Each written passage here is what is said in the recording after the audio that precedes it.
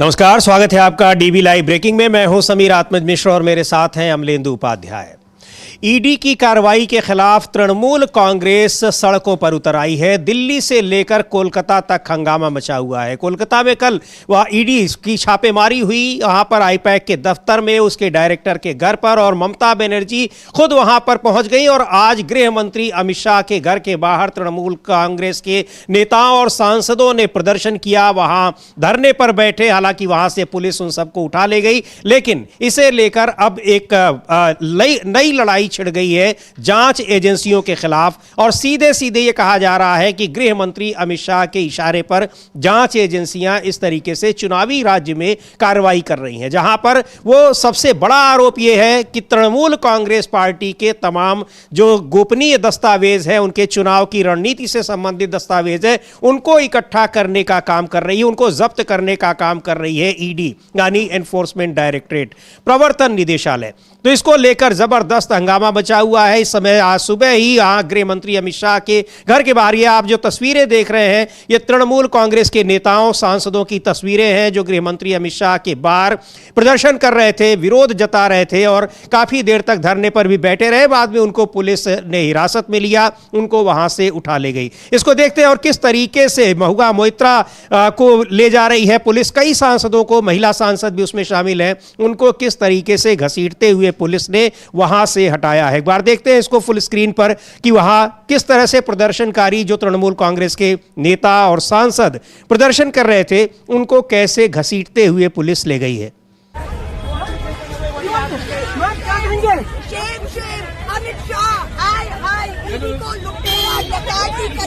हमारा इंफॉर्मेशन दे रहा है।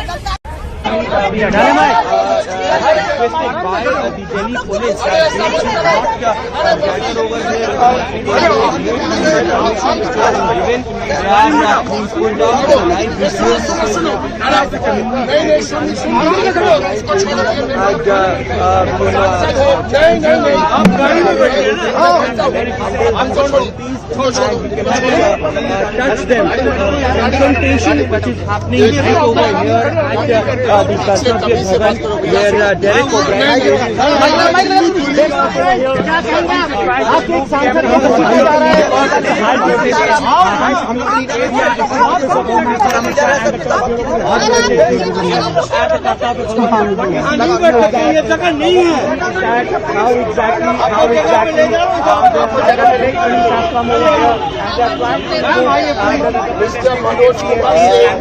Mr. Manoj Kumar said I know it is not your fault. You are acting on behalf of your Home Minister and everybody. ये वहां पर गृह मंत्री अमित शाह के घर के बाहर ये प्रदर्शन हो रहा है। किस तरह से पुलिस घसीट रही है वहां पर महिला सांसदों को भी। महुआ मोइत्रा ने ट्वीट किया है और अपनी उस तस्वीर को भी पोस्ट किया है, उसमें जिस तरह से उनको पुलिस वालों ने घसीटा है, दिल्ली पुलिस ने। देखते हैं क्या लिखा है महुआ मोइत्रा ने और किस तरीके से गृह मंत्री अमित शाह पर निशाना साधा है। और जिस ये पुलिस ले रही है, शेमलेस अमित शाह, उनको इस तरीके से संबोधित किया है कि कैसे वो प्रदर्शन कर रहे हैं शांतिपूर्ण तरीके से। Shameless Amit Shah using Delhi police to drag us away from peaceful protest at home ministry. वहां गृह मंत्रालय के बाहर ये प्रदर्शन उनका हो रहा है, लेकिन वहां से कैसे पुलिस घसीटती हुई ले जा रही है, उस विजुअल को भी उन्होंने पोस्ट किया हुआ है। तो ये पूरा हंगामा अमलेदु जी कल ही जिस तरीके से दिखाई पड़ा कि वहां ममता बनर्जी खुद पहुंच गई और आरोप लगाया, हालांकि वो कुछ फाइलें वहां से उठा लाई, ये जो कहा जा रहा है कि ये वो दस्तावेज हैं जो उनकी पार्टी से संबंधित है, जो आईपैक के दफ्तर में थे, या कुछ डेटा है। हालांकि तब फिर भी उन्होंने कहा कि जरूरी चीजें बहुत सारे वो जब्त कर ले गई है ईडी के अधिकारी। हाँ, ईडी के अधिकारी जब्त कर ले गए। ये उन्होंने आरोप लगाया, कुछ कागजात वो अपने ले आई, बताया कि हार्ड डिस्क और क्या क्या चीज़ें वो सब ले गई हैं और अमित शाह जो इसको करा रहे हैं। लेकिन समीर जी, जो शर्मनाक है और बेहद शर्मनाक है वो ये है कि एक तो सांसदों के साथ पुलिस का इस तरीके का व्यवहार, और सिर्फ इतना व्यवहार ही नहीं बल्कि आप देखिए कि महिला सांसद को किस तरीके से पुरुष पुलिस वाले जो हैं वो घसीट रहे हैं। ये बहुत ज़्यादा शर्मनाक है। और ये कहाँ हो रहा है? अमित शाह के घर के बाहर, अमित शाह के दफ्तर के बाहर। तो इसीलिए जो है वो कहा यह जा रहा है कि साहब उनके दफ्तर के बाहर जो है और उनके दफ्तर के अंदर जो है काफ़ी ज़्यादा हलचल बढ़ गई है।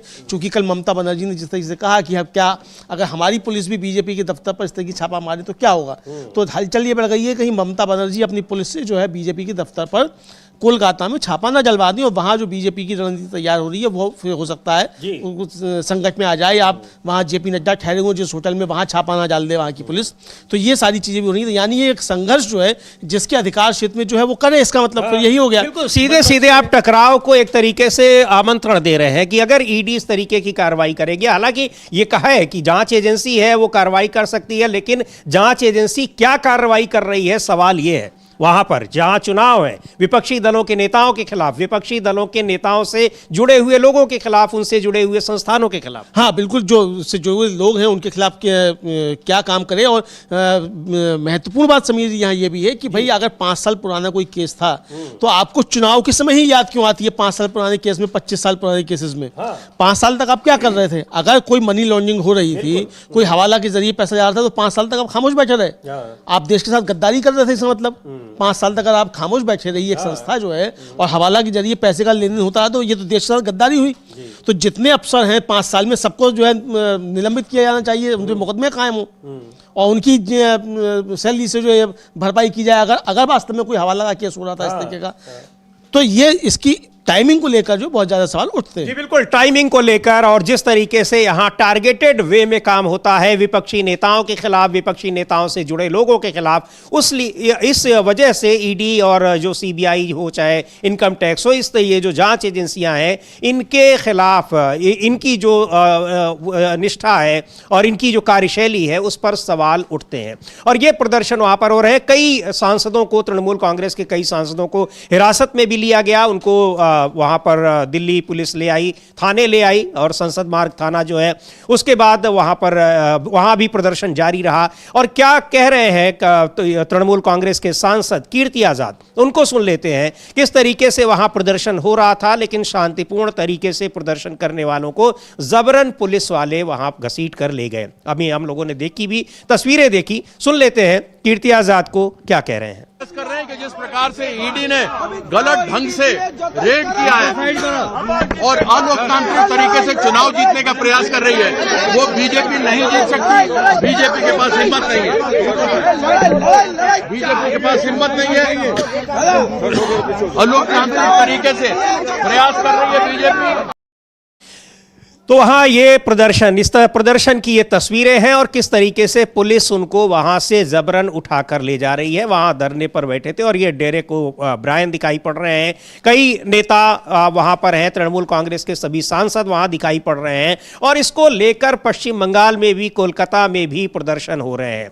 कल भी प्रदर्शन हुए हैं और इसका पूरा ये जो तृणमूल कांग्रेस पार्टी है, इस ईडी की इस कार्रवाई के खिलाफ सड़कों पर उतर आई है। लेकिन सबसे इसका जो दुर्भाग्यपूर्ण पहलू है कि किस तरह से राज्य सरकार और केंद्र सरकार का टकराव सीधे सीधे दिखाई पड़ रहा है। और इसकी वजह बन रही है ईडी यानी प्रवर्तन निदेशालय, क्योंकि प्रवर्तन निदेशालय ऐन चुनाव के वक्त वहां पर पहुंचती है और उन जगहों पर छापेमारी करती है जो तृणमूल कांग्रेस के चुनावी अभियान को देखने वाली संस्था है। और वहां पर तृणमूल कांग्रेस के बहुत सारे दस्तावेज है, बहुत सारी वहां पर जानकारी है और उनके जो डेटा है, बहुत सी चीजें हैं वहां रखी हुई हैं। तृणमूल कांग्रेस की नेता ममता बनर्जी खुद पहुंच गई वहां पर और सीधे सीधे उन्होंने चुनौती दे डाली गृह मंत्री अमित शाह को। हाँ बिल्कुल समीर जी, सीधे सीधे चुनौती दे डाली अमित शाह को। और कल फिर उसके बाद उन्होंने प्रेस से भी बातचीत की और प्रेस से बातचीत में उन्होंने कहा कि mister prime minister control your home minister,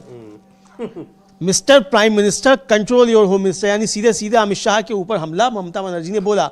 और आज सुबह ही तृणमूल कांग्रेस के सांसदों ने प्रदर्शन किया अमित शाह के घर और दफ्तर के बाहर समीर जी, और 8 सांसद जो हैं वो हिरासत में लिए गए हैं। ये समझ में ये अभी खबर आ रही है कि 8 सांसद जो हैं वो हिरासत में ले लिए गए हैं। हम इस विजुअल को फुल स्क्रीन देख सकते हैं, देख भी सकते हैं और हाँ सुन भी सकते हैं। डेरेक ओब्रायन क्या कह रहे हैं वो भी यहाँ मौजूद है, दिखाई पड़ रहे हैं। तृणमूल कांग्रेस के सांसद हैं, क्या कुछ कह रहे हैं। और ये प्रदर्शन आज सुबह ही यहाँ गृह मंत्रालय के बाहर हुआ है और गृह मंत्री अमित शाह के घर के बाहर हुआ है। Don't touch my MP. Don't touch him. His leg is hurt already. Sir please आप गाड़ी में चलिए। ये अस्पताल लेके जाइए आगे, आप आगे। मैं उठोगे तब तो। नहीं आप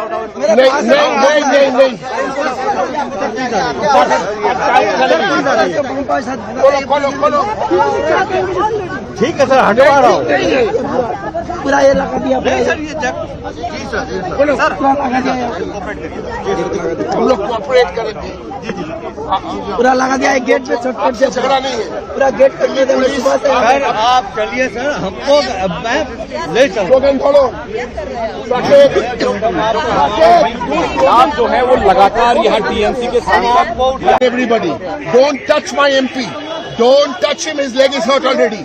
सर प्लीज आप गाड़ी में चलिए। ये अस्पताल लेके जाइए आगे, आप आगे। मैं उठोगे तब तो। नहीं आप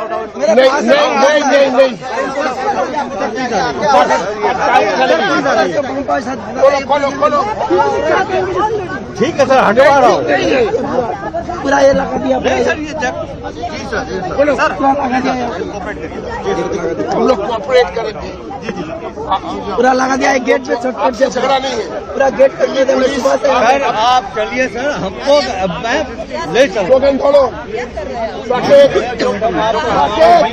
आप जो है वो लगातार यहाँ टीएमसी के साथ यहाँ गृह मंत्रालय के गेट पर तो गुस्से में दिख रहे हैं डेरेक ओब्रायन। वहाँ कुछ मेरे ख्याल से सांसद हैं वो घायल भी हो गए हैं और वहाँ क्या कुछ हुआ है सुन लेते हैं। डेरेक ओब्रायन क्या कह रहे हैं। प्रदर्शन कर रहे हैं गृह मंत्रालय के दफ्तर के बाद। गृह मंत्री अमित शाह के खिलाफ इस समय तृणमूल कांग्रेस के तमाम नेताओं का गुस्सा फूट गया है, दिखाई पड़ रहा है दिल्ली से लेकर कोलकाता तक। सुनते हैं डेरेक ओब्रायन के जो तृणमूल कांग्रेस के सांसद हैं क्या कह रहे हैं। As you can see, we have been detained and brought to the Parliament Street police station.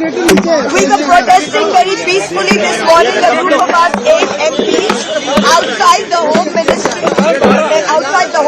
the office of the Honourable Amit Shah, who yesterday most shamelessly, after being unable to fight us on the ground politically in Bengal, sent his enforcement directorate, the extortion directorate, to loot and plunder and do political espionage on our party and steal our party's election documents and election data. And on a 7-8-year-old case, what were they doing? Sleeping till now. That's number one. And they brought us here, they dragged us in prison vans and brought us here in a peaceful protest. We are public representatives. We are not criminals to be brought here like this. The second thing is, you see some names here on this poster. The names are Ajit Pawar. The Prime Minister himself said 70,000 crores is the scam that he is being. Where is he today? Deputy Chief Minister. Where is he today? In Maharashtra running the government with the BJP. Second name, Himanta Bisa Sarma. He was in the Louis Burger scam and he was supposed to be in jail, said Mr. Amit Shah. Where is he today? He is Mr. Mastermind for the Northeast, for the BJP and Chief Minister herself. What name do you see here after that? Suvendu Adhikari. Suvendu Adhikari was caught on camera taking money. Caught on camera. Where is he today? Leader of the opposition in Bengal. Who do you see here? Narayan Rane, who has been accused of numerous scams. Where is he? In the Maharashtra government. So why is the ED selectively only for the opposition and a washing machine for those that the BJP like?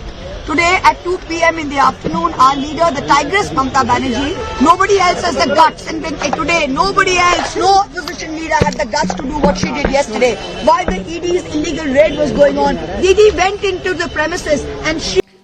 तो ये है महुआ मोइत्रा कह रही हैं कि किस तरीके से यहाँ बहुत सारे लोग जो कैमरे पर पैसा लेते हुए रिश्वत लेते हुए पकड़े गए वो लोग इस समय बीजेपी के प्रदेश अध्यक्ष बने हुए हैं, लेकिन यहाँ बिना किसी सबूत बिना किसी आधार के छापेमारी की जा रही है, वो भी चुनाव के पहले। और ये कई सारे उदाहरण इस तरीके से हैं। और कह रही हैं महुआ मोइत्रा को भी हिरासत में लिया गया। उसी समय वो मीडिया से बात कर रही थी। उन्होंने कहा कि हमें हिरासत में लेकर पार्लियामेंट स्ट्रीट पुलिस स्टेशन लाया गया। हम केंद्रीय गृह मंत्री अमित शाह के ऑफिस के बाहर शांतिपूर्ण विरोध प्रदर्शन कर रहे थे, जिन्होंने बेशर्मी से अपने प्रवर्तन निदेशालय, वसूली निदेशालय को हमारी पार्टी पर लूटपाट करने, राजनीतिक जासूसी करने और हमारे चुनावी डेटा और दस्तावेज चुराने के लिए भेजा। उन्होंने हमें जनप्रतिनिधियों को यहां घसीट कर लाया। ईडी सिर्फ विपक्ष के लिए ही क्यों है?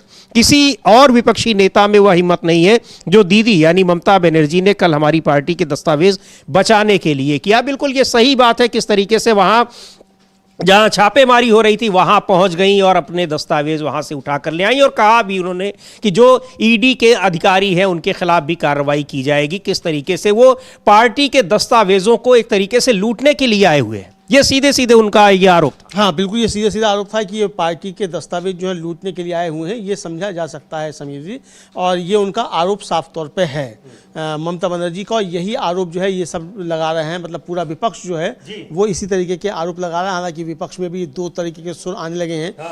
जो वहाँ के कांग्रेस के प्रदेश के अध्यक्ष हैं उनका कहना है कि ये मिली भगत है ममता दीदी और बीजेपी की। कांग्रेस के जो प्रदेश अध्यक्ष हैं उनका कहना है पश्चिम बंगाल के। लेकिन बाकी जो केंद्रीय नेतृत्व है वो कह रहा है कि अमित शाह जो है वो इसी तरीके के काम करते हैं और ये जो है तरीका ठीक नहीं है। बिल्कुल, तो ये इसको लेकर सवाल उठ रहे हैं, लगातार उठते हैं और यहाँ तक कि ईडी की कार्रवाइयों को लेकर कोर्ट से कितनी बार लताड़ मिल चुकी है, लेकिन अब क्या ये कोई इसकी कार्यशैली में कोई फर्क नहीं पड़ता है। और क्या कह रही हैं शताब्दी राय को सुनते हैं हम लोग। और शताब्दी राय भी तृणमूल कांग्रेस की सांसद हैं, वो भी वहाँ प्रदर्शन में शामिल थी और उनको भी हिरासत में लिया गया। तमाम नेताओं को, तमाम सांसदों को हिरासत में लिया गया और उसके बाद उनको पार्लियामेंट स्ट्रीट थाना जो है वहाँ पर संसद मार्ग थाना वहां ले जाया गया। ये लोग प्रदर्शन कर रहे थे गृह मंत्रालय के बाहर। तो सुन लेते हैं शताब्दी राय को, तृणमूल कांग्रेस की सांसद, क्या कह रही हैं।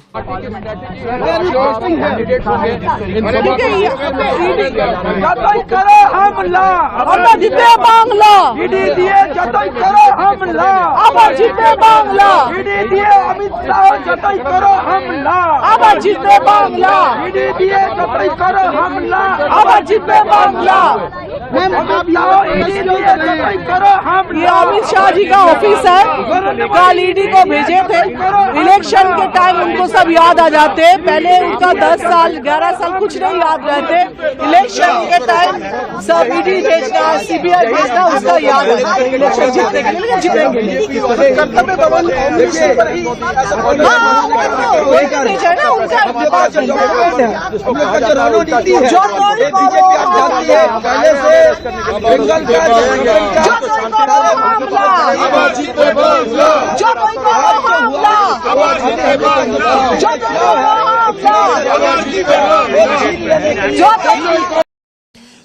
तो वह ईडी पर और सीधे सीधे पूरा निशाना जो है गृह मंत्री, चूंकि ये कहा जा रहा है, आरोप लग रहे हैं कि ये सब कुछ उनके निशाने पर हो रहा, उनके कहने पर, उनके इशारे पर हो रहा है। और किस तरीके से वहाँ ईडी की छापेमारी हो रही है चुनाव से पहले। बहुत सारे सवाल हैं और ये सवाल तो निश्चित तौर पर बनता है कि आखिर बीजेपी के नेताओं के खिलाफ क्यों कार्रवाई नहीं होती है। और सबसे बड़ी बात ये कि यहाँ विपक्षी नेताओं के खिलाफ कार्रवाई हो रही है और जब वो बीजेपी में चले जाते हैं तो फिर वो पाक साफ घोषित कर दिए जाते हैं। अब पिछले दिनों महाराष्ट्र के उप मुख्यमंत्री अजीत पवार ने तो बिल्कुल साफ तौर पर कहा भी कि मेरे ऊपर भी 70,000 करोड़ रुपए के घोटाले के आरोप थे, आज मैं सरकार चला रहा हूं इसलिए क्योंकि मैं बीजेपी के साथ हूं। हाँ, ये कहा उन्होंने। और समझिए, आप देखिए कि तृणमूल कांग्रेस के एक नेता हुआ करते थे मुकुल रॉय, आपको नाम याद होगा, गिरफ्तारी भी हुई उनकी, है ना। और उसका को हमारे दर्शकों को भी नाम याद होगा, मुकुल रॉय का नाम हो चाहे हिमंता बिस्व शर्मा का नाम हो। तो मुकुल रॉय फिर बाद में बीजेपी में शामिल हो गए।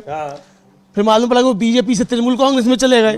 अब वो तृणमूल कांग्रेस में कि बीजेपी में पता ही नहीं चल रहा है। तो पता तब चलेगा जब ईडी की कार्रवाई होगी। जब तक नहीं हो रही है तो ऐसा लगता है कि अभी वो बीजेपी में है। अभी वो बीजेपी में। शुभेंदु अधिकारी, उनके ऊपर भी तमाम आरोप थे, अब वो बीजेपी में है।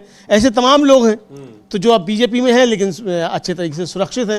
तो ये जो है वो समझा जा सकता है। तो जो कहा जाता है कि बीजेपी एक मशीन जो हो गई है, वॉशिंग मशीन जो है, कास्टिक सोडा डालो उसमें ईडी सीबीआई का, वो सब धुल के साफ हो जाते हैं। तो इसको साबित भी करती है बीजेपी विपक्ष के आरोपों को। बिल्कुल साबित करती रहती है। बीजेपी साबित करती है, जांच एजेंसियां साबित करती हैं कि वो कैसे सरकार के केवल और केवल सरकार के इशारे पर काम कर रही हैं, अपनी तरफ से वो नहीं कर रही हैं और सरकार जो कुछ भी कह दे वो कर दे रही है, भले ही कोर्ट में जाकर लताड़ सुननी पड़े। किस तरीके से नेशनल हेराल्ड केस में मामले में अमलेंदु जी, कोर्ट ने ये तक कह दिया कि आपको पता ही नहीं है कि क्या कानूनी प्रक्रिया होती है, आप सीधे उठाकर ले आए मामला और चाहते हैं कि आप सबको गिरफ्तार कर लें, विपक्षी नेताओं को। तो इस तरह हमेशा कई बार ऐसा हुआ है, कन्विक्शन रेट बहुत कम है, बावजूद इसके ईडी सीबीआई जो जांच एजेंसियां हैं वो अपना काम इसी तरीके से कर रही हैं, चाहे जितने आरोप उन पर लगे। अब क्या दबाव है, क्यों ऐसा हो रहा है, ये भी बहुत बड़ा सवाल है। बहरहाल यहां जो प्रदर्शन कर रहे हैं, प्रदर्शन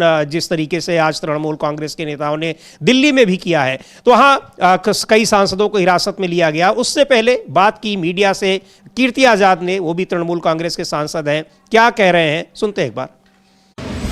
ये भारतीय जनता पार्टी वाले जो बंगाल के साथ बड़ी दिखाते हैं कि उनको बहुत ही ज्यादा संभावना है, नाम नहीं ले सकते। मोहन बागान स्पोर्ट्स में तो स्पोर्ट्समैन हूँ, फुटबॉल नहीं खेला लेकिन फुटबॉल से बड़ा प्यार है। जो लोगों को ये नहीं मालूम कि 125 साल पुराना क्लब है मोहन बागान, उसको बोलता है मोहन बैगन। ये खेल मंत्री मनसुख मंडाविया ईस्ट बंगाल को बोलता है, बंगाल में नहीं बोल पाता है, ईस्ट बंगाल। यह ऐसा व्यक्ति है जिसको नाम नहीं मालूम, जो बोल नहीं सकता, वो खेल मंत्री है। यह लोग बचाएंगे बंगाल की अस्मिता, जिस बंगाल की अस्मिता को लड़ करके सीपीआई सीपीएम के हाथ से ममता बंदोपाध्याय बंधक छुड़ाया है। आज यह लोग आकर के बंगाल के बारे में बात करते हैं और इस प्रकार से डरपोक की तरह, जो आदमी डरता है, कावड़, वो आकर चुपचाप आकर ईडी से रेड करवाते हैं। यह तो हमारी टाइग्रेस, हमारी नेत्री ममता बंदोपाध्याय है जो जानती है कि अगर ईडी रेड करे तो ईडी के ऊपर रेड कैसे किया जा सकता है। जिनको नाम लेना नहीं आता, जो बंकिम बाबू के बारे में बंकिम दा बोलता है, रविंद्र सन्याल बोलता है, ऐसे व्यक्ति के बारे में क्या कहना, जिनको मालूम ही नहीं कि बंगाल की क्या संस्कृति है, क्या संस्कार है, उसकी क्या अस्मिता है। ऐसे लोग बंगाल को चलाने का प्रयास कर रहे हैं। ये लोग का वहां पर से किल्ली उखड़ने वाला है, ये लोग कुछ नहीं करने वाले, जीरो पर आउट होंगे, जीरो पर भारतीय जनता पार्टी इस बार चुनाव के अंदर। तो कीर्ति आजाद बंगाल मोदी शाह की गंदी चालों को खारिज करता है, ये पोस्टर लेकर वहां प्रदर्शन कर रहे हैं। हालांकि ज्यादातर पोस्टर जो है बांग्ला में है, लेकिन कह रहे हैं कीर्ति आजाद कि किस तरह से बंगाल का, बंगाल के लोगों का, बंगाल से जुड़ी महान विभूतियों का लगातार अपमान होता है। बड़ा बारीक तंज किया अमलेंदु जी कीर्ति आजाद ने कि जिनको खेल खिलाड़ियों का और खेल से जुड़े जो क्लब हैं उनका नाम नहीं पता है, उनको खेल मंत्री बनाया गया है। बिल्कुल समीर जी, और आप जानते हैं कि मोहन बागान जो है वो आज से नहीं, सालों से जो है वो मतलब विश्व का सबसे जो प्रतिष्ठित समझे जाते हैं फुटबॉल के टीम जो हैं, वो मोहन बागान जो है वो खेल का मैदान जो वो है। तो अब आप जो है वो हमारा खेल मंत्री जो वो कहता है मोहन बैगन, तो आप ऐसे व्यक्तियों को बना रहे हैं। शिक्षा मंत्री जो वो शिक्षा, बार उन्होंने सुधारने की कोशिश की लेकिन मोहन बागान एक भी बार नहीं बोल पाए। तो बड़ा वायरल हो गया उनका वीडियो। असल में उन्होंने मोदी जी की परीक्षा पर चर्चा में हिस्सा नहीं लिया होगा। मोदी जी की परीक्षा में चर्चा पर हिस्सा लेते तो मोहन बागान बोल पाते खेल मंत्री, शिक्षा मंत्री शिक्षा नहीं बोल पाते। एक मुख्यमंत्री वो शिक्षा कहते हैं, शिक्षक नहीं मिल पा, शिक्षक नहीं मिल पा रहे हैं अच्छे, तो ये अच्छे शिक्षक नहीं मिल पा रहे हैं तो इसलिए शिक्षा बोलते हैं। तो ये तो खैर चलिए, बहुत कौन क्या बोलता है उससे अलग मसला है। लेकिन जो बंगाल की संस्कृति के साथ अत्याचार बीजेपी कर रही है, अब अमित शाह जाकर बंगाल की संस्कृति समझाएंगे, नरेंद्र मोदी जाकर बंगाल की संस्कृति समझाएंगे। अरे भाई पहले गुजरात की संस्कृति कायदे से समझ लो। खुद तो जाकर सावरकर को पूछते हो, गांधी को नहीं पूछते हो, संस्कृति बताओगे जाके बंगाल को बंगालियों की। तो ये तो भाई पहले खुद तो सीख लो गुजरात की संस्कृति क्या है, तो उसके बाद दूध जाके बंगालियों को बंगाल की संस्कृति समझाना। तो यही आरोप जो है वो तृणमूल कांग्रेस लगा रही है। जी बिल्कुल, लेकिन ये बहुत भारी पड़ गया है ऐसा लग रहा है अमलेंदु जी, जिस तरीके से ममता बनर्जी ने वहां प्रोटेस्ट किया और आज यहां पर दिल्ली में लगातार प्रदर्शन हो रहे हैं तृणमूल कांग्रेस के नेताओं के, ईडी के खिलाफ, गृह मंत्री के खिलाफ। तो ये भारी पड़ता दिखाई पड़ रहा है चुनाव से ठीक पहले। और नई बात तो नहीं रह गई है कि केवल राजनीतिक विद्वेष के कारण होता है, चुनावी टाइम देखकर होता है, टाइमिंग सारी चीजों की देखकर होती है। लेकिन अब तृणमूल कांग्रेस इसका किस तरह से जवाब दे रही है वो अब भारी पड़ता दिखाई पड़ रहा है। और इधर बीच तृणमूल कांग्रेस को साथ मिल रहा है दूसरे विपक्षी दलों का। कांग्रेस पार्टी की प्रवक्ता है सुप्रिया श्रीनेत, उनका भी यही कहना है कि यह कोई नई बात नहीं है, इसी तरह से ये ईडी सीबीआई जैसी जांच एजेंसियों को बना ही ऐसा दिया गया है कि अब ये केवल और केवल सत्तारूढ़ पार्टी बीजेपी के लिए काम कर रही है। सुन लेते हैं क्या कह रही हैं सुप्रिया श्रीनेत।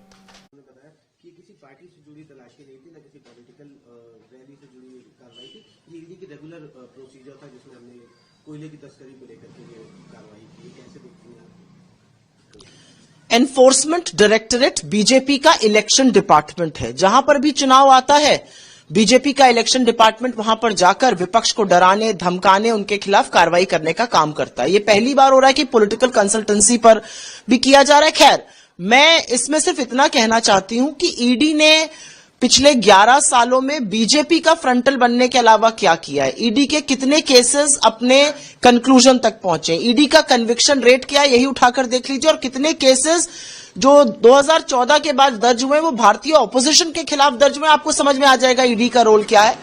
इलेक्शन डिपार्टमेंट बनने के अलावा एनफोर्समेंट डायरेक्टरेट के पास आज की तारीख में कोई काम नहीं है, और मुझे ऐसा लगता है कि उनकी विश्वसनीयता, उनकी साख पूरी तरह से वैसे भी खत्म हो चुकी है। तो बिल्कुल वही बात ये भी कह रही है कि केवल और केवल विपक्षी दलों के नेताओं के खिलाफ चुनाव के समय या जब बीजेपी को लगे कि ये ज़रूरी है तब जाकर ईडी रेड कर देती है।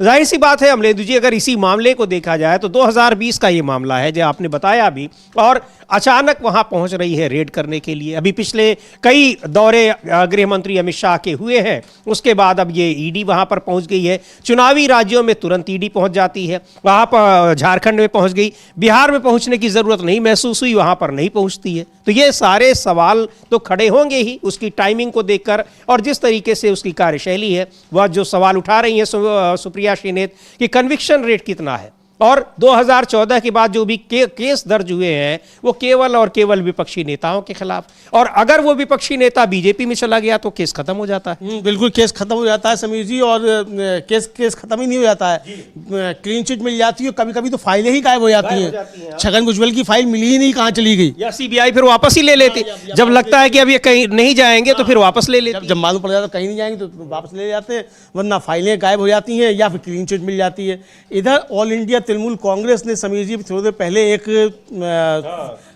जारी किया है, एक पोस्टर नुमा, मतलब एक कैरिकेचर या कार्टून कहिए, और वो हम अपनी टीम से कहेंगे वो दिखा सकते हैं कि वो क्या किया, और आप बताइए उस पर लिखा क्या है। जी बिल्कुल, ये उसको तृणमूल कांग्रेस, ऑल इंडिया तृणमूल कांग्रेस का ये ट्वीट है। उन्होंने एक कार्टून जारी किया है और उसमें अमित शाह ऊपर बैठे हुए हैं और नीचे बात कर रहे हैं, hello ED raid their offices immediately, यानी तुरंत जो है वहां पर रेड डालिए। और ऊपर की तस्वीर किस तरह से वो घबराए दिख रहे हैं, और वह उसमें जो टेलीविजन है वहां पर वो अभिजीत बनर्जी वाला वो अभिजीत बनर्जी की जो सभा थी उसका वो है, और ऊपर लिखा है अंग्रेजी में, रोमन लिपि में, हिंदी में, कि जब जब अमित शाह को टैग करते हुए कि जब जब अमित शाह डरता है ईडी को आगे करता है। ये जो है वो तृणमूल कांग्रेस ने अभी थोड़ी देर पहले ट्वीट किया। समझिए, हम अपनी स्क्रीन पर इसको दिखा भी रहे हैं। वो दिख रहा है कि कैसे घबराए हुए हैं, और उसके तुरंत बाद वो फोन करते हैं ईडी को, कहते हैं कि तुरंत रेड डालो। तो और ये चीजें, ये तो एक कार्टून की बात है, लेकिन ये तो हमेशा धरातल पर उतरता हुआ दिखाई पड़ता है। अभी पश्चिम बंगाल में दिख रहा है, उसके पहले झारखंड में दिखाई पड़ रहा था, दिल्ली में दिखाई पड़ा था। जिन भी राज्यों में चुनाव होता है और जहां बीजेपी को लगता है कि उसको दिक्कत है, वहां पर किसी तरह का डर है, तो चुनाव आयोग तो अपना काम करता रहता है, लेकिन दूसरी जांच एजेंसियां भी काम पर लगी रहती हैं। और इसीलिए उसको जो कीर्ति आजाद सुप्रिया श्रीनेत कह रही हैं कि ये इलेक्शन डिपार्टमेंट है भारतीय जनता पार्टी का, ईडी जो है एनफोर्समेंट डायरेक्टरेट नहीं, ये इलेक्शन डिपार्टमेंट है भारतीय जनता पार्टी का। तो बहुत सारे सवाल उठ रहे हैं और विपक्षी नेताओं के बयान लगातार आ रहे हैं। अखिलेश यादव ने भी इस कार्रवाई की निंदा की है और ये कहा है, वही बात उन्होंने भी दोहराई है कि ये बीजेपी की आदत में है वहां पर ईडी को भेज देना। और ईडी के ऊपर सवाल ये है कि आखिर वो राजनीतिक पार्टी के हिसाब से क्यों काम कर रही है, उसको अपनी संस्था की गरिमा का भी तो ख्याल रहना चाहिए। एक बार सुनते हैं, कांग्रेस के नेता हैं, पूर्व सांसद संदीप दीक्षित, वो क्या कह रहे हैं। नहीं, देखिए ईडी पे क्या भरोसा, ईडी ने तो आज तक एक भी केस शायद प्रूव नहीं कर पाए, और सीधे सीधे दिख रहा है कि ईडी जब कहीं जाती है वो भारतीय जनता पार्टी की राजनीति को ठीक करने के लिए जाती है। बंगाल में बीजेपी बड़ी कोशिश कर रही थी, सांप्रदायिकता फैलाई, वहां बंगाल और बांग्लादेश और हिंदुस्तानी घुसपैठिए, हिंदू मुस्लिम सब करने की कोशिश की। अब हताश हो गई होंगी, उसका असर नहीं दिख रहा है। तो ये है कि भाई जो लोग सहयोग कर रहे हैं तृणमूल का चुनाव लड़ने में, ये आईपैक जो है प्रोफेशनल कंपनी है, उस पर आप अटैक करो, क्योंकि ममता जी पे या उनके लोगों पे कुछ नहीं मिल रहा होगा। तो ये तो राजनीतिक भावना से भरा हुआ है। हाँ, ये जरूर है कि भाई रेड पड़ रही है, उसको करने देते, उसमें क्या है। लेकिन इसमें देखिए एक और बात है, आईपैक कंपनी अगर चुनाव का काम कर रही है तृणमूल के लिए, तो बहुत सी ऐसी चीजें होंगी, उनकी रणनीति क्या होनी है, क्या पोस्टर, क्या स्लोगन बनेंगे, ये सब भी उसके हाथ में होता है। और ईडी की दिक्कत क्या है कि ईडी रेड तो करेगी, लेकिन अगर उसको कोई राजनीतिक सूचना मिल जाती है तो सीधे सीधे बीजेपी को पहुंचा देगी। तो ये तो इस हिसाब से वो पॉलिटिकली भी इंटरफेयर कर सकती है। तो ये ईडी की विश्वसनीयता तो वैसे भी खत्म हो चुकी है, सीधे सीधे कह रहे हैं संदीप दीक्षित, कांग्रेस पार्टी के नेता हैं, सांसद रह चुके हैं। लेकिन बहुत सारी चीज़ें हैं, टाइमिंग का ध्यान रखती है ईडी की, कब उसको करना है। निश्चित तौर पर अमलेंदु जी, जो पीएमओ के एक अधिकारी के बारे में आ रहा था कि वो तय करते हैं कि जो एक मीडिया है उसको कैसी हेडलाइन देनी है, क्या किस पर उसको डिबेट करानी है, ये सारी चीज़ें वो तय करते हैं।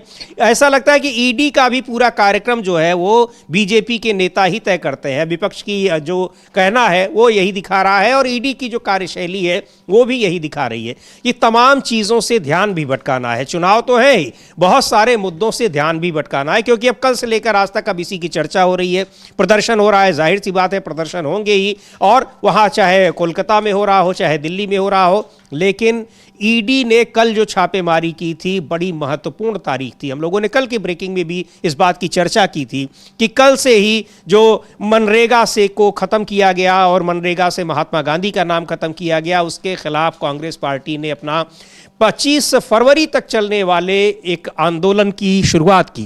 तो ये टाइमिंग भी बड़ी महत्वपूर्ण है अमलेंदु जी, जिसको ताकि वो चर्चा से गायब रहे या चर्चा में कम आए, दब जाए, उसकी वजह से ये ईडी की छापेमारी हो गई। अब कारण कुछ भी हो, लेकिन ये सारे सवाल उठते हैं उसकी टाइमिंग को लेकर। लेकिन ये राहुल गांधी ने एक ट्वीट किया है और ये आप जो कह रहे हैं वो कि इसकी टाइमिंग को लेकर, और क्या है, पश्चिम बंगाल के जो अध्यक्ष हैं कांग्रेस के, और वो कह रहे हैं कि ये मिली भगत है बीजेपी और ममता बनर्जी की। मुझे लगता है उनको भी सुन लिया जाए कि उनका ऐसा कहना क्यों है। जी बिल्कुल, शुभांकर सरकार है, कांग्रेस के अध्यक्ष हैं पश्चिम बंगाल के, सुनते हैं वो क्या कह रहे हैं उनका। तो वो बता रहे हैं कि ये बीजेपी की और तृणमूल कांग्रेस, ये दोनों की मिली भगत है। खैर क्यों कह रहे हैं तो सुनी लेते हैं उनको। ड्रामा चल रहा है, ये ड्रामा बहुत दिन से ये लोग चला रहा है। भाजपा और टीएमसी मिल के ये लोग बाइनरी पॉलिटिक्स हमेशा करने का प्रयास होता है। वो जो धर्मीय मेरुकरण हो और पॉलिटिकल पोलराइजेशन हो, जो भी काम ये लोग एक ड्रामा बनाता है, एक बातचीत करके ये सोचते हैं।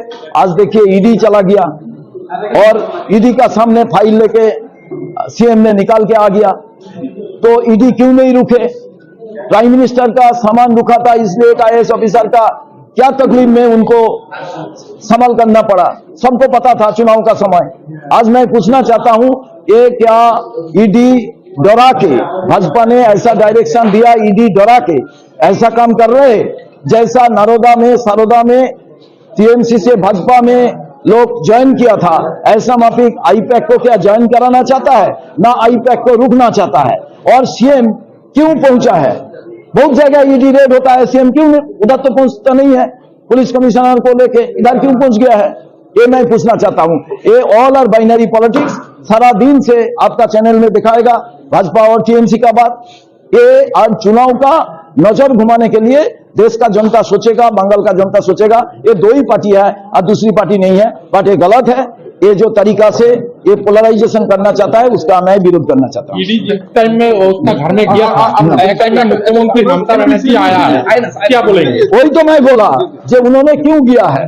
दूसरी जगह भी तो ईडी रेड होता है, उधर तो नहीं पहुंचते हैं, अभी क्यों पहुंचे हैं? मेरे को बताइए। तो अभी कह रहे हैं कि यहाँ पर किस तरीके से ये मिली भगत है, सीधे सीधे उनका ये आरोप है। हालांकि वो एक बात सही भी कह रहे हैं कि उसके बाद मीडिया में यही चलेगा और यही खबर चल रही है, यानी जो बहुत ज़रूरी मुद्दे हैं वो दब जा रहे हैं। और वहाँ पश्चिम बंगाल में भी कि यहाँ पर केवल दो ही पार्टियाँ यहाँ लड़ाई में हैं, ये शुभांकर सरकार कह रहे हैं, तृणमूल कांग्रेस के, माफ़ कीजिएगा, ऑल इंडिया कांग्रेस के जो वहाँ पर प्रदेश अध्यक्ष हैं कांग्रेस पार्टी के। लेकिन बहुत सारे मुद्दों को एक तरीके से उनको दबाने की कोशिश होती है, किस तरीके से, और दब भी जाते हैं, ये भी सही बात है। इंदौर का मामला हो चाहे उत्तराखंड का मामला हो, अमलेंदु जी, सारी चर्चा में वास्तव में अब ये मुद्दा आ गया है। हाँ, ये मुद्दा आ गया और इंदौर पे चर्चा नहीं हो रही, अंकिता भंडारी पे चर्चा नहीं हो रही, ट्रंप गरिया रहा है उस पर चर्चा नहीं हो रही, चीन से क्या मामला हो रहा है उस पर चर्चा नहीं हो रही, वेनेजुला पे चर्चा नहीं हो रही, किसी मसले पर चर्चा नहीं हो रही। तो चर्चा सिर्फ जो है केवल इसी पर हो रही है। हम भी मजबूर हैं इसी पर चर्चा करने के लिए, जाहिर सी बात है कि हमको भी चर्चा करनी पड़ रही है, बड़ी खबर है, चर्चा हो रही है। तो ये शुभांकर सरकार जो कह रहे हैं, अब ये मिली भगत हो या ना हो समीर जी, लेकिन ये हेडलाइन मैनेजमेंट तो निश्चित तौर पर दिखाई पड़ती है। अब आईपैक में कुछ मिले या ना मिले ईडी को, लेकिन 2 दिन के लिए खबरें तो उन्होंने मतलब सेंटर कर दी इस पर, जरूरी मुद्दों से ध्यान हटका ही दिया है। लेकिन राहुल गांधी लिख रहे हैं, राहुल गांधी ने एक ट्वीट किया है, लंबा चौड़ा ट्वीट, और वो कह रहे हैं कि किस तरीके से बीजेपी की सरकारें काम कर रही हैं। देश भर में भ्रष्ट जनता पार्टी की डबल इंजन सरकारों ने जनता की जिंदगी तबाह कर दी है। भ्रष्टाचार के साथ सत्ता का दुरुपयोग और अहंकार का जहर बीजेपी की राजनीति में ऊपर से नीचे तक फैल चुका है। इनके सिस्टम में गरीब, असहाय, मजदूर और मध्यम वर्ग की जिंदगी सिर्फ आंकड़ा है और विकास के नाम पर वसूली तंत्र चल रहा है। उत्तराखंड में अंकिता भंडारी की निर्मम हत्या ने पूरे देश को झकझोर दिया, लेकिन सवाल आज भी वही है, सत्ता का संरक्षण बीजेपी के किस वीआईपी को बचा रहा है? कानून सबके लिए बराबर कब होगा? उत्तर प्रदेश के उन्नाव कांड में भी पूरा देश देख चुका है कि सत्ता के गुरूर में अपराधियों को कैसे बचाया गया और पीड़िता को न्याय के लिए कितनी कीमत चुकानी पड़ी। इंदौर में जहरीला पानी पीकर मौतें हों या गुजरात, हरियाणा, दिल्ली तक काले पानी और दूषित सप्लाई की शिकायतें, हर तरफ बीमारियों का डर है। राजस्थान की अरावली हो या प्राकृतिक संसाधन, जहां जहां अरबपतियों का लालच और स्वार्थ पहुंचा, वहां वहां नियमों को रौंद दिया गया। खांसी के सिरप से बच्चों की मौतें हो रही हैं। भ्रष्टाचार की सीधी मार है, ये लापरवाही नहीं है। पुल गिरते हैं, सड़कें धंसती हैं। आखिर में लिख रहे हैं कि मोदी जी का डबल इंजन चल रहा है, लेकिन सिर्फ अरबपतियों के लिए। आम भारतीय के लिए ये भ्रष्टाचार की डबल इंजन सरकार विकास नहीं, तबाही की रफ्तार है, जो हर दिन किसी न किसी की जिंदगी कुचल रहा है। तो ये निश्चित तौर पर जो आपने कहा अमलेंदु जी की हेडलाइंस मैनेजमेंट किस तरह से हो रहा है कि जो जरूरी मुद्दे हैं वो चर्चा से बाहर हो जाए। इंदौर में कितने लोगों की जान चली गई, और इंदौर मध्य प्रदेश में ही नहीं, गुजरात में, उत्तर प्रदेश में, राजस्थान में कई जगहों से दूषित पानी की खबरें आ रही है। दिल्ली से लगे एनसीआर के कई इलाकों में जो उत्तर प्रदेश के क्षेत्र हैं, वहां भी दूषित पानी पिछले कई दिनों से लोग शिकायत कर रहे हैं। तो ये इस तरह की जो घटनाएं हैं, इस तरह के मुद्दे हैं, इनसे लोगों का ध्यान भटका रहे। उत्तराखंड में भारतीय जनता पार्टी के बड़े नेता के ऊपर किस तरह से आरोप लगे अंकिता भंडारी के मर्डर केस में, लेकिन उनको बचाने की पूरी कोशिश हो रही है, केंद्र से लेकर राज्य सरकार तक की। कई अपराधियों को बचाने की कोशिश अगर वो पार्टी से जुड़े हुए हैं, और यहां दूसरी पार्टी के नेताओं के खिलाफ किस तरीके से बिना किसी सबूत के ही वहां छापेमारी हो रही है। तो ये इस तरह की जो कार्रवाइयां हैं एजेंसियों की, सरकारों की, इन एजेंसियों की जो क्रेडिबिलिटी है इसीलिए लगभग खत्म हो चुकी है, जो बात संदीप दीक्षित कह रहे थे। हाँ, बिल्कुल खत्म हो चुकी है, और ये समझा जाता है कि ये जब कोई कार्रवाई करेंगी तो बीजेपी के एजेंट के तरीके से काम करेंगी। और सुप्रिया श्रीनेत भी यही कह रही है कि ये बीजेपी का इलेक्शन डिपार्टमेंट बन गई है ईडी। और ये देखा जाता है कि जहां जहां चुनाव होते हैं उससे 3 महीना पहले ईडी पहुंच जाती है, शुरू हो जाती है कार्रवाई, और चुनाव खत्म होते ही ईडी फिर भूल जाती है, उस रास्ते जाती नहीं है। तो ये देखने में आ रहा है। इधर समीर जी, ये खबर जो है वो कोर्ट से है, और लालू प्रसाद यादव जो आरजेडी के प्रमुख हैं, बिहार के पूर्व मुख्यमंत्री हैं, उनको और उनके परिवार को एक बड़ा झटका लगा है जी। जो मामला चल रहा था भ्रष्टाचार का, जमीन की लैंड फॉर जॉब का, उसमें जमीन मतलब जो नौकरी के बदले जमीन घोटाला है, उसमें अदालत ने लालू प्रसाद यादव, राबड़ी देवी, तेजस्वी यादव और अन्य के खिलाफ जो है वो आरोप तय कर दिए हैं। और कोर्ट ने कहा है कि लालू प्रसाद यादव और उनके परिवार ने क्रिमिनल सिंडिकेट की तरह काम किया, उनकी तरफ से बड़ी साजिश रची गई थी। तो ये जो है वहाँ से एक आया है, और राउज एवेन्यू कोर्ट के विशेष न्यायाधीश पीसी एक्ट जो है विशाल गोग ने, उन्होंने ये आदेश दिया है। तो ये एक तरीके से है, हालांकि यादव परिवार जो उसने आरोपों का खंडन किया और कहा है कि ये राजनीतिक रूप से लगाए हुए आरोप हैं, राजनीति से प्रेरित आरोप हैं। तो ये एक खबर वहां से थी, तो ये भी हम लोगों ने बता दी समीर। ये और एक बहुत बड़ी खबर है अमलेंदु जी, वो रॉयटर्स ने की वो खबर है, और कांग्रेस पार्टी ने उस पर लंबा चौड़ा ट्वीट किया है। इधर डोनाल्ड ट्रंप किस तरीके से अपमानजनक भाषा, अपमानजनक तरीके इस्तेमाल कर रहे हैं भारत के खिलाफ, प्रधानमंत्री नरेंद्र मोदी के खिलाफ, उनका नाम लेकर उस पर कोई टिप्पणी, कोई प्रतिक्रिया नहीं आ रही है। और इधर चीन के साथ किस तरीके से जो इस समय बातचीत चल रही है उसको लेकर जो खबर आई है बहुत हैरान करने वाली है, और ये दिखा रहा है कि भारत की विदेश नीति आखिर किस तरह से काम कर रही है। पूरी तरीके से कांग्रेस पार्टी का कहना है वो बिल्कुल फेल्ड जो विदेश फॉरेन पॉलिसी इस समय है, पूरी तरीके से वो विफल हो चुकी है। उसका समझ में ही नहीं आ रहा है कि वो क्या चाहती है, किस दिशा में जा रही है। लेकिन ये जो खबर है बड़ी महत्वपूर्ण है, और उसको टैग करते हुए कांग्रेस ने ट्वीट किया है कि खबरों के मुताबिक मोदी सरकार ने चीन से हिंदुस्तानियों की शहादत का सौदा कर दिया। मोदी सरकार अब चीन की कंपनियों को सरकारी कॉन्ट्रैक्ट देने का प्लान बना रही है। आपको याद होगा 5 साल पहले गलवान घाटी में चीन से झड़प में हमारे 20 जवानों ने शहादत दी थी। उस वक्त प्रधानमंत्री मोदी ने कोई घुसा नहीं है कहकर चीन को क्लीन चिट दी थी। जब इस बात का भारी विरोध हुआ तो मन मारकर चीन की कंपनियों को सरकारी कॉन्ट्रैक्ट लेने पर बैन लगाया गया। अब जब जनता शांत है, सरकार को लग रहा है कि सब भूल चुके हैं, तो चुपके चुपके चीन की कंपनियों को सरकारी कॉन्ट्रैक्ट देने का प्लान तैयार किया जा रहा है। अब इस बैन को हटाया जाएगा। सनद रहे ये वही चीन है जो ऑपरेशन सिंदूर के वक्त पाकिस्तान का साथ दे रहा था, पाकिस्तान को लाइव इनपुट दे रहा था, जिसकी वजह से हमारे सैनिक शहीद हुए, हमारे नागरिकों की हत्या हुई। अब मोदी सरकार उसी चीन के साथ खड़ी हो गई। चीन को लाल आंख दिखाकर बात करने की डींगे हाँकने वाले मोदी अब चीन के साथ गलबैयां करने को बेताब है। मोदी हमारे सैनिकों की शहादत का अपमान क्यों कर रहे हैं? मोदी पाकिस्तान का साथ देने वाले चीन के साथ क्यों खड़े हैं? भारत के खिलाफ साजिश रचने वाले चीन से मोदी को इतना प्यार क्यों है? तो और वो रॉयटर्स की खबर है, उसको टैग किया है कांग्रेस पार्टी ने। लेकिन बड़ी एक हैरान करने वाली ये खबर है कि किस तरीके से गलवान घाटी में जो कुछ हुआ था, हालांकि उसको स्वीकार भी नहीं किया सरकार ने, जो उसको लेकर कि मोदी जी ने ना कोई घुसा था, ना कोई आया है। 20 सैनिक हमारे वहां पर शहीद हो जाते हैं और उनको वो कह रहे हैं कि वहां न कोई आया ना कोई गया, ना कोई आया ना कोई गया। ये तो हमारे मोदी जी ने कह दिया, तो मोदी जी तो महान है, तो मोदी जी ऐसी महानता की बातें कर सकते हैं, उन्होंने महानता की बात कर दी है, तो ये है। लेकिन समीर जी, इस बीच एक और बड़ी खबर आ रही है, इस पर भी हम लोग आते हैं कि अब ईडी ने जो है वो ममता बनर्जी के खिलाफ जो है सीबीआई एफआईआर दर्ज कराने की मांग करते हुए कलकत्ता उच्च न्यायालय में याचिका दायर की है। ये एक ईडी ने अभी किया है, ये अभी खबर आ रही है। और एक कलकत्ता उच्च न्यायालय वो याचिका दायर की गई है कि कल की जो घटना हुई है उसकी सीबीआई जांच की मांग की जाए। और दोपहर 2:30 बजे जो है जस्टिस सुब्रा घोष की बेंच जो है इस मामले की सुनवाई भी करेगी। और इसी के साथ साथ जो है तृणमूल कांग्रेस द्वारा आईपैक से जुड़े परिसरों से पार्टी से संबंधित दस्तावेजों की लक्षित जब्ती के खिलाफ दायर की गई इसी तरह की याचिका की भी सुनवाई करेगी। यानी ये सारी सुनवाई अब एक साथ होंगी, ईडी की सुनवाई और ममता बनर्जी की यानी तृणमूल कांग्रेस की सुनवाई जो है ये भी एक साथ होगी। ये अभी एक बड़ी खबर आ रही है समीर जी। बिल्कुल। और एक कांग्रेस पार्टी ने ट्रंप और मोदी को लेकर, उनकी जो दोस्ती है उसको लेकर भी एक एआई जनरेटेड वीडियो पोस्ट किया। ये देख लेते हैं हम लोग कि ट्रंप और मोदी की दास्तान, और ये उसी का ये है कि रिश्ते की सच्चाई बताते हैं।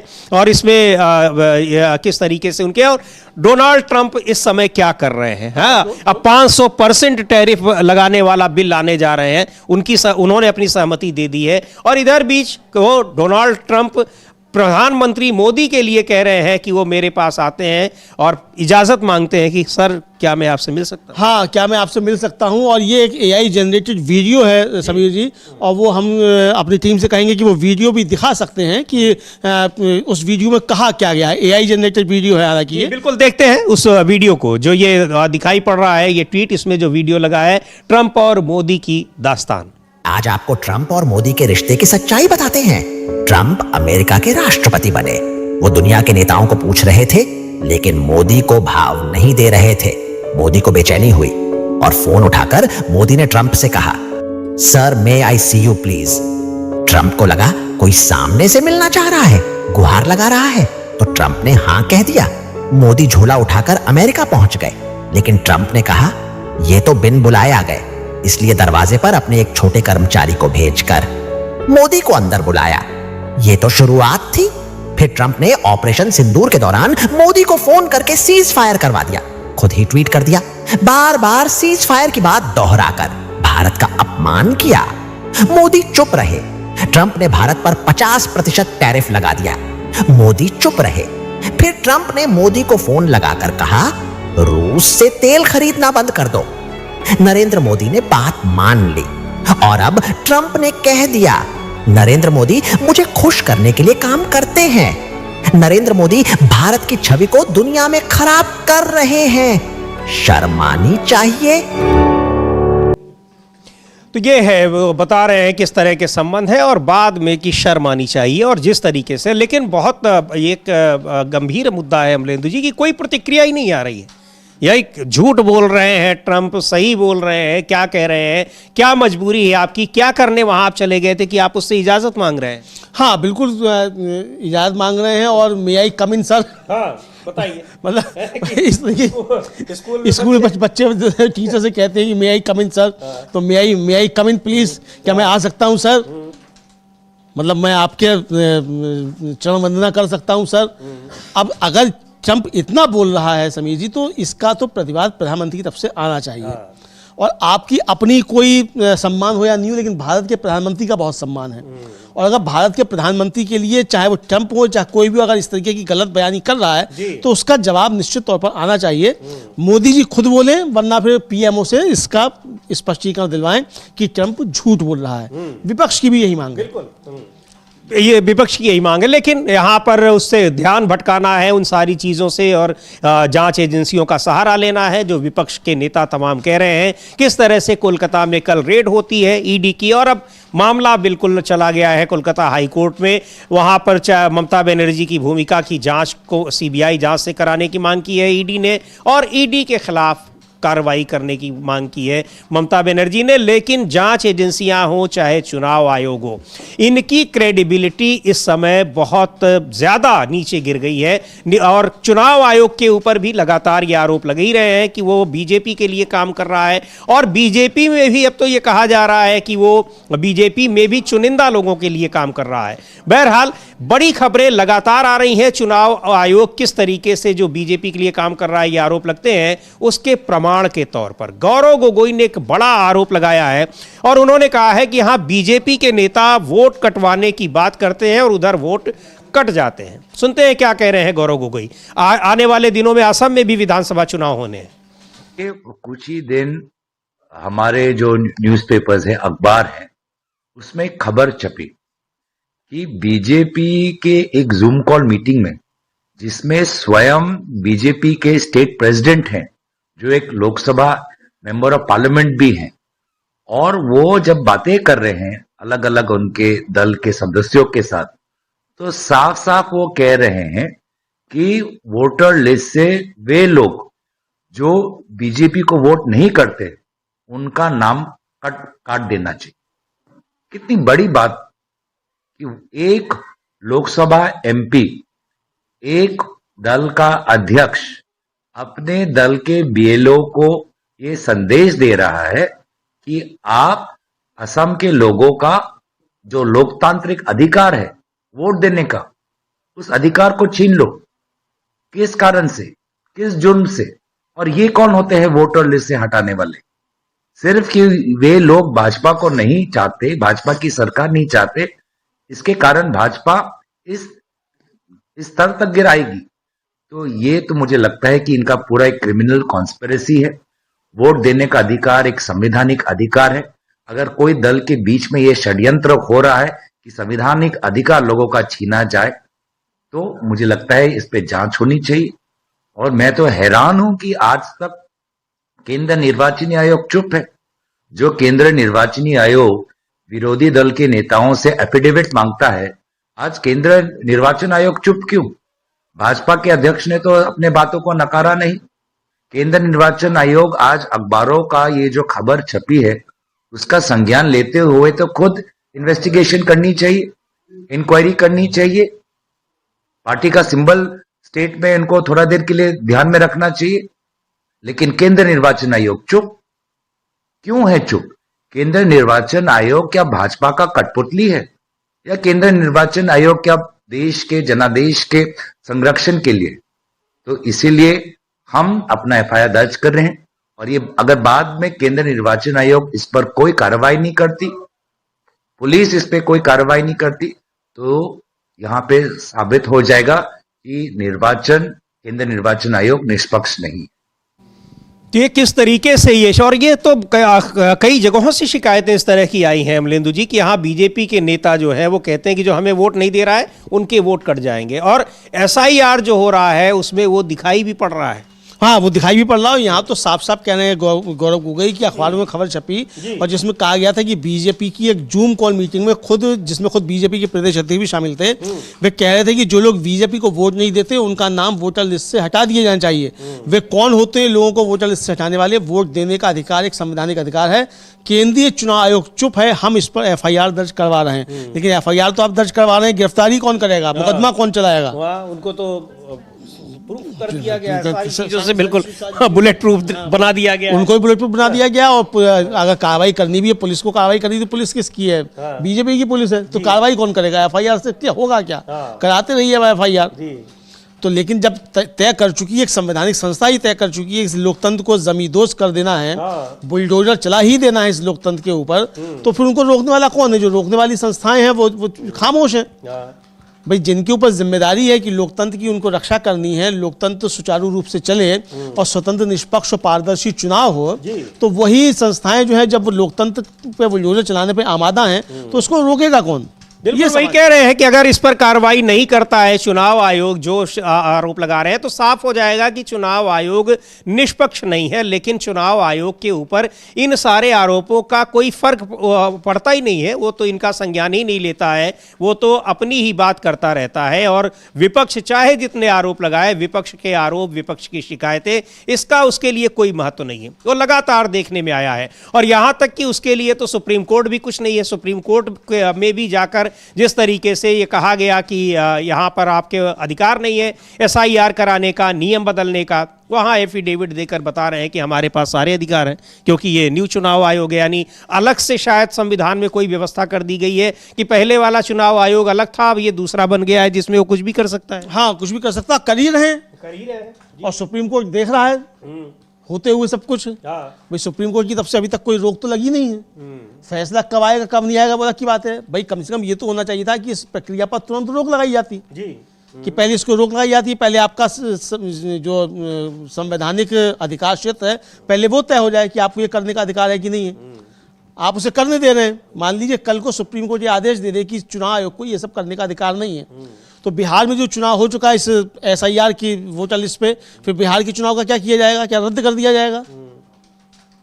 ये सवाल उठेगा ना? सवाल उठेगा ही, सवाल तो है ही कि आखिर आपने पूरा एक मौका दे दिया कि वो कुछ भी करता रहे और चुनाव आयोग करता रहा। इधर सुप्रीम कोर्ट में सुनवाई हो रही है, सुनवाई तारीख पर तारीख उसकी लगती जा रही है, तो जाहिर सी बात है कि सुप्रीम कोर्ट की भूमिका पर भी सवाल उठेंगे ही और सवाल उठाए जा रहे हैं। लेकिन अभी सुप्रीम कोर्ट में सुनवाई हो रही है, देखते हैं आखिर में होता क्या है। लेकिन जो ED की कार्रवाई के खिलाफ तृणमूल कांग्रेस दिल्ली में सड़कों पर उतर गई है, कोलकाता में भी प्रदर्शन हो रहे हैं, वहीं दिल्ली विधानसभा में भी हंगामा चल रहा है अमलेंदु जी। वहां आम आदमी पार्टी के नेता सरकार को घेर रहे हैं, बीजेपी सरकार को घेर रहे हैं। और कल तो दिलचस्प वाकया हुआ, वहां बीजेपी के ही विधायक वॉकआउट कर रहे थे। हाँ, बीजेपी के विधायक वॉकआउट कर रहे थे और विपक्ष के विधायक जो थे वो विधानसभा के अंदर प्रदर्शन कर रहे थे। मतलब ये जो है, मतलब 70 साल में पहली बार होता है ना मोदी जी के यहाँ, तो 70 साल में पहली बार हो रहा है कि जो सत्ता पक्ष है वो वॉकआउट कर रहा है विधानसभा से।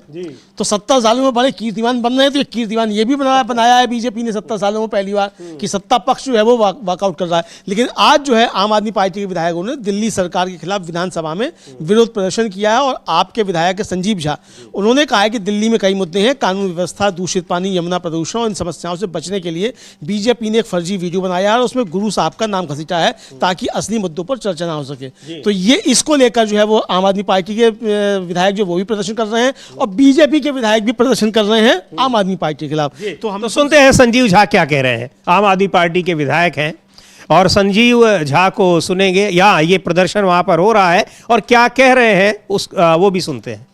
गुरुओं का अपमान पान बंद करो, बंद करो, बंद करो, गुरुओं का पान बंद करो, वीडियो चलाना बंद करो, बंद करो, बंद करो, कपिल मिश्रा इस्तीफा दो, इस्तीफा दो, इस्तीफा दो, गुरुओं का अपमान बंद करो, बंद करो, बंद करो, फर्जी वीडियो चलाना बंद करो, बंद करो, बंद करो, कपिल मिश्रा इस्तीफा दो, इस्तीफा दो, इस्तीफा दो, कपिल मिश्रा इस्तीफा दो, इस्तीफा दो, इस्तीफा दो, फर्जी वीडियो चलाना बंद करो, बंद करो, बंद करो। देखिए, आज लगातार दिल्ली के जो मुद्दे हैं, चाहे गंदे पानी से समस्या हो, चाहे लॉ एंड ऑर्डर की समस्या हो, चाहे रैन बसेरे में अवस्था समस्या हो, चाहे ठंड से 50 ज़्यादा लोगों की मौत की समस्या हो, यमुना की समस्या हो, प्रदूषण से मर रहे लोगों की समस्या हो, इससे बचने के लिए भारतीय जनता पार्टी ने एक फर्जी वीडियो बनाया जिसमें गुरु साहब का नाम घसीटा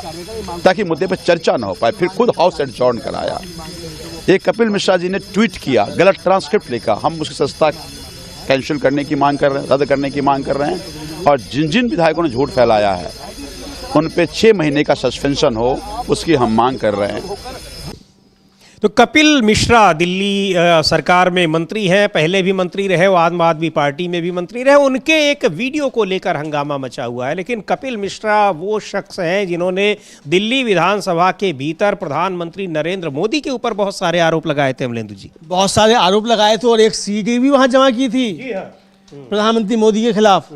और इतने गंभीर और छिछोरे आरोप थे समीर जी कि इस तरीके के आरोप तो कोई राजनीतिक विरोधी लगा ही नहीं सकता। बिलो द बेल्ट जिस तरीके के आरोप लगाए थे, और आज तक उस पर माफी भी नहीं मांगी है कपिल मिश्रा ने, आज तक उस पर माफी नहीं मांगी है। तो ये तो फिर जो है या तो माफी मांगे, कपिल मिश्रा जी नहीं मानते तो अभी तक वो है विधानसभा में, रिकॉर्ड में है, मतलब आप उसे रिकॉर्ड से हटा नहीं सकते।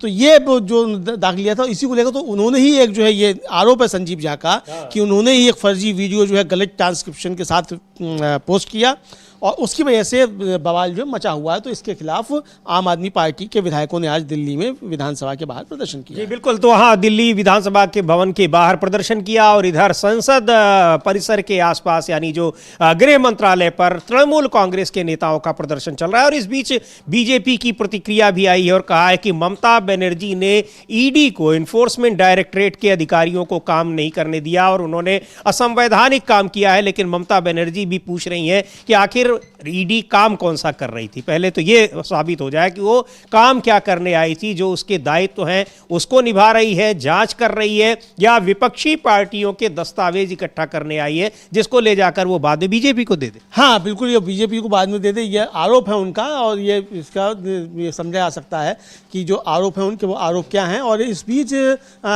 समीर जी, जो हम लोगों ने चीन की बात की थी कि कांग्रेस ने चीन को लेकर मतलब मोदी सरकार को घेरा है, इस पर मल्लिकार्जुन खड़गे जो कांग्रेस के अध्यक्ष हैं, उन्होंने एक ट्वीट अभी थोड़ी देर पहले किया है, वो भी हम लोग देख सकते हैं कि क्या ट्वीट है वो। और उन्होंने जो लिखा है वो आप जब बता दीजिए क्या लिखा है। जी बिल्कुल, ये मल्लिकार्जुन खड़गे ने लिखा है कि मैं देश नहीं झुकने दूंगा, आज जो हो रहा है वो बिल्कुल उसका उल्टा है। 2 ताज़ा उदाहरण, 5 साल से लगा चीनी कंपनियों पर बैन हटाया जा रहा है। गलवान में भारतीय वीर सैनिकों ने जो आहुति दी, उनके बलिदान का अपमान तो मोदी जी चीन को क्लीन चिट थमाकर किया था। अब चीनी कंपनियों के लिए लाल कारपेट बिछाकर वो ये दिखा रहे हैं कि उनकी लाल आंख में चीनी लाल रंग कितना गहरा है। दूसरा, अमेरिकी राष्ट्रपति ट्रंप रोजाना भारत द्वारा रूसी तेल निर्यात पर टिप्पणी कर रहे हैं, पर मोदी जी चुप हैं, अपनी नजरें चुरा रहे हैं। सर वाली बात सरेंडर ज्यादा दिखती है। हमारे लिए विदेश नीति मतलब राष्ट्रहित सर्वोपरि होना जरूरी है, पर मोदी सरकार ने हमारी नॉन अलाइंड और स्ट्रेटेजिक ऑटोनॉमी की विदेश नीति को गहरी चोट पहुंचाई है।